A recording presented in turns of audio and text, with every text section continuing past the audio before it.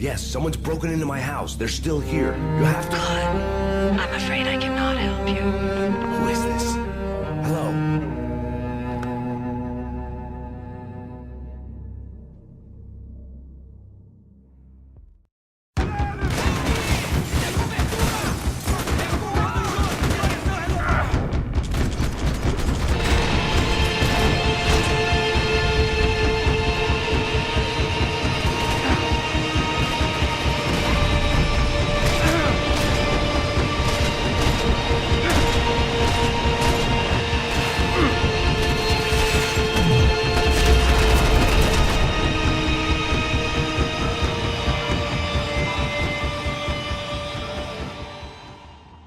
Max Payne 3.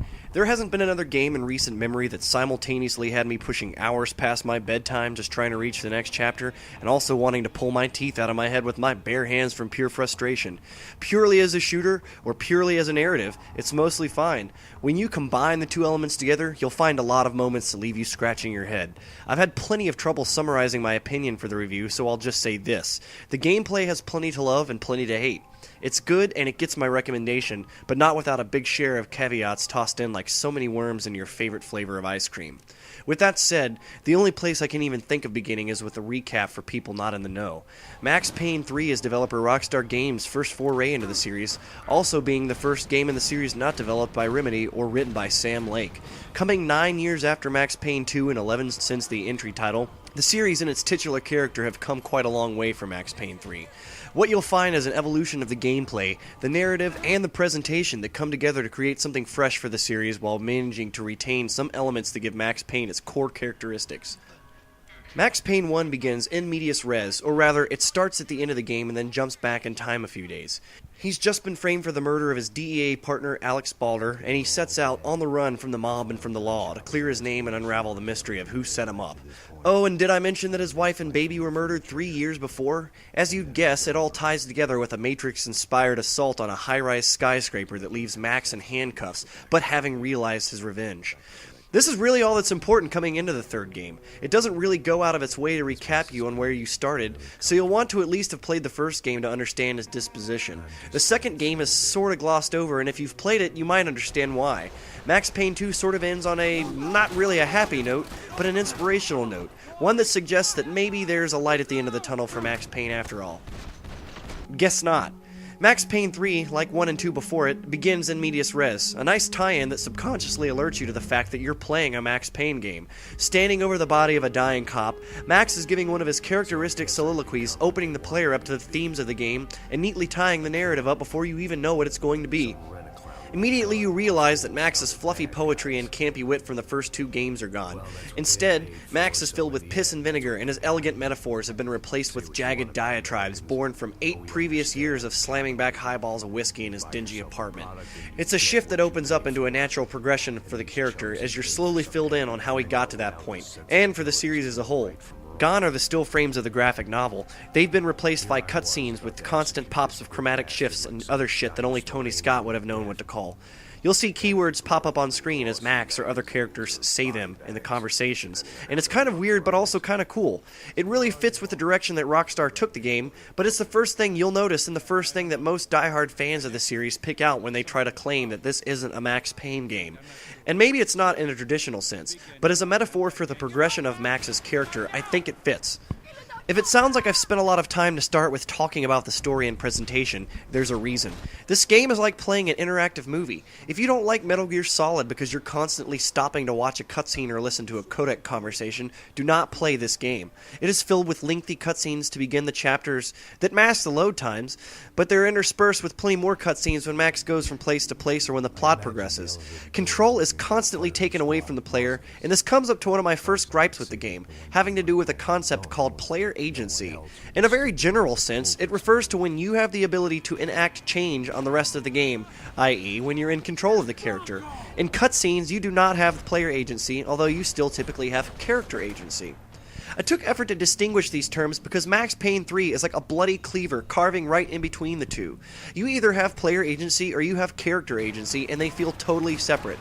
Why is this a bad thing? Well, because during cutscenes, Max is often making boneheaded decisions and putting himself in stupid situations. When does a player regain control? About half a second before shit hits the fan. It's something that happens over and over again, and it quickly becomes frustrating. When you're audibly asking Max why the hell he would do that over and over again, you know there is a fundamental problem with the blending of the narrative and the gameplay. At least the gameplay takes great strides to alleviate these pains, if I may conjure a pun. Max has a very fluid movement mechanic that gives you a real sense of each step he takes, each time he lunges into a dive, and each time he smacks into a wall because you weren't paying attention. That's right, this time around the physics model takes over if you steer Max mid-dive into a wall. It's pretty funny looking and will have you giggling time and again while you play. What it does is contribute to a very deliberate style of gameplay. You need to devise a series of actions and then commit to them thoughtfully.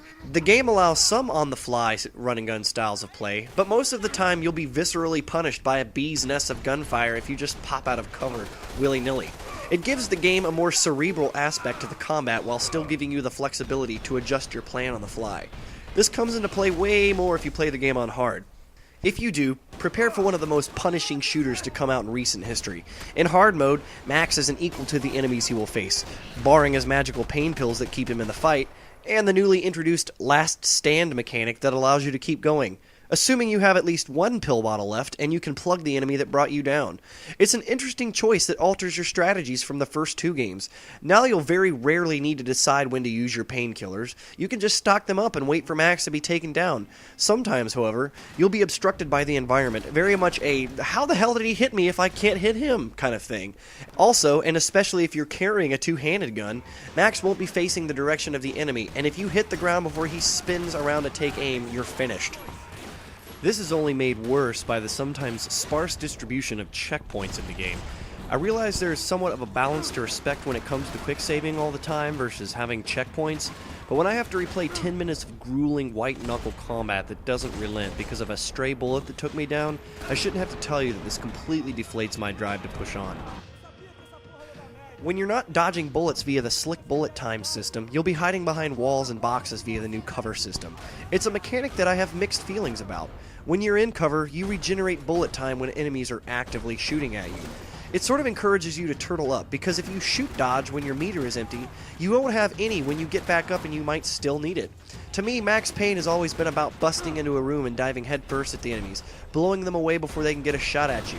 Oftentimes, you'll begin fights in the thick of it and won't always have another clear piece of cover to dive to, so you have to choose. Sit around and wait for your bullet time to regenerate, or take pop shots and try not to get hit. The latter strategy doesn't really work on hard mode. As I said earlier, Max is equal with his enemies in terms of health.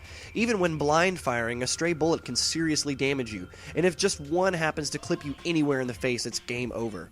You'll see the game over screen often enough no matter what difficulty you play on, but the gameplay is enthralling enough to keep you going despite the problems I've already mentioned with it. There's a large arsenal of weapons to be used during the game, many of which you will only see in one or two chapters, giving you a nice sense of variety amongst the guns even if they tend to feel similar to one another. Remember the lobby scene in The Matrix when Neo and Trinity just toss their weapons away when they run dry instead of reloading?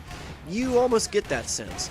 Max's inventory has been relegated to 3 weapons, down from the persistent inventory of the first 2 games that allowed him to carry a malicious share of armaments.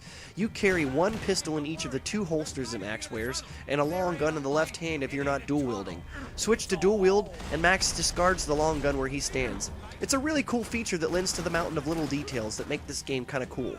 In the environment, you'll see cubicle walls shatter, papers fly about, concrete dust shooting off walls, and shards of glass scatter around while your deadly ballet unfolds. Character models and textures are sharp and realistic, and I was really impressed with the claw physics of all things. One really impressive moment in particular, and this just shows you how much effort Rockstar put into making the game look good, is at the beginning of a chapter when Max is rudely awakened after an all-night bender. He's clearly unprepared for company and is barely awake before his presence is called upon. He picks up an old jacket off of his floor before heading out. Later, when you're actually playing, the jacket Max is wearing is full of crisp wrinkles and folds like it was actually left on the floor and treaded upon all night. I know this sounds like a really small detail to spend so much time on, but the game is just full of little things like this, and as I said, they add up. If there's one thing that Rockstar is good at, it's delivering games with more shine than a South Sea Pearl. If only they'd spend as much time tweaking the narrative as they did on making the graphics look good, we'd have a story that might give a game like Metal Gear Solid a run for for its money. The plot itself isn't bad, it just isn't particularly exciting, and as you may already know, sort of mirrors the plot of Tony Scott's 2004 film Man on Fire. At least to a certain degree, that is. Max's disposition is very similar to Creasy's. He's an alcoholic who happens to be really good at killing, that strives to find some modicum of redemption in his line of work. In Max's case, though, it really just feels like a drunk guy being strung along event after event. Always one step behind because his brain's been fried by years of binge drinking.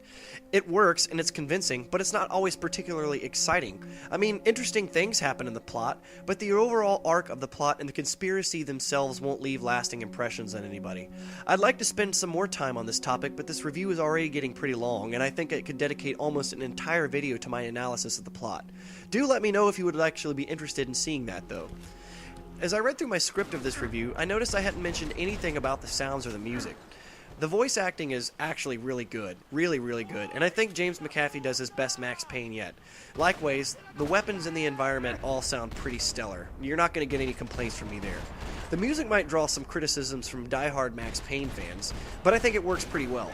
I was constantly drawn to how awesome and fitting I thought it was. It actually goes a long way to driving home the mood and cutscenes, or getting your adrenaline pumped during tense gunfights. One thing you may notice that is absent from this review is my critique of the multiplayer. Anytime I tried to play, I never found many people online, and I honestly wasn't that impressed with it. If you think that multiplayer is going to be that much of a deciding factor for you, then you might be better off skipping this game. I'll drive this home by saying this. Max Payne 3 is a pretty good game, marred by many things that will leave you tossing controllers, or at least scratching your head. It's a pretty typical Rockstar Games formula, where you have a ton of effort dedicated to the presentation, but less to the narrative and the gameplay aspects. I like the direction they've taken the series, pulling it out of the strict noir genre and into a modern interpretation of things. Some may not feel like it's really a Max Payne game, but I beg to differ. There are many areas where the game draws parallels, like the opening, as I said, to the hyperlink narrative style of the cutscenes that are a visual throwback to the graphic novel panels of the first two games. You've also got the dumpy favelas of Sao Paulo, rather than the slums of New York City like the first two games. There are corrupt government officials, playboys, gangsters, mercenaries, betrayals, and leather jackets. You can even make Max play the piano to hear the familiar theme song. You will be disappointed that there are no more episodes of Ladies and Lords or Dick Justice, but at least Captain Baseball Bat-Boy makes a couple of appearances. It's a different place for the series, but Max himself is in a different place. It feels like a natural escapade that Max could find himself wrapped up in, and ultimately I was with it most of the way. It's just that retrospect always brings into focus the greater creaks and rust spots you may not have noticed before. It's far from perfect, and I think the hype machine and initial reviews painted it in the wrong light. But you'll probably like it if you're a typical gamer, and if you can find it on sale, definitely snatch it up.